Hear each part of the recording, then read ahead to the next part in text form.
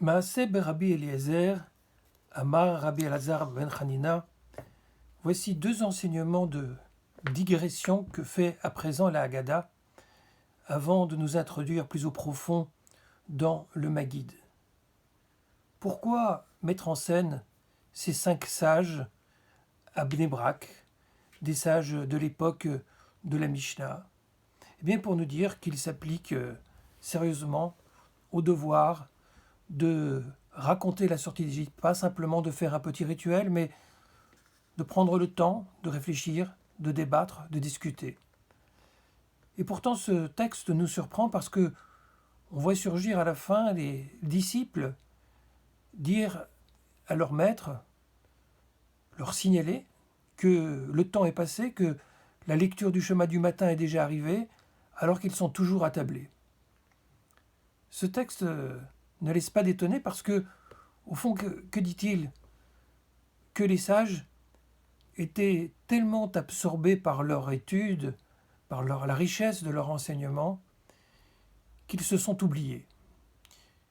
Et cette situation est bien sûr d'une actualité brûlante, notamment quand on pense que c'est aussi à Bnei Brak que s'est passée l'instruction faite dans le monde ultra-orthodoxe de continuer la vie comme si elle était toujours la même, de s'accrocher aux valeurs sûres de la prière et de l'étude, et de ne pas voir ce que la réalité était en train de nous dire, qu'il fallait absolument modifier notre manière de nous comporter pour faire face à l'épidémie qui commençait à ravager.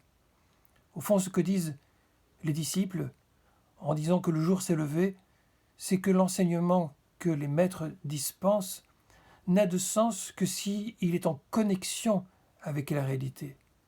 Et tout le problème de cette déconnexion, c'est qu'il rend l'enseignement non pertinent alors qu'il est pourtant d'une richesse extraordinaire. C'est un enjeu d'une modernité inouïe.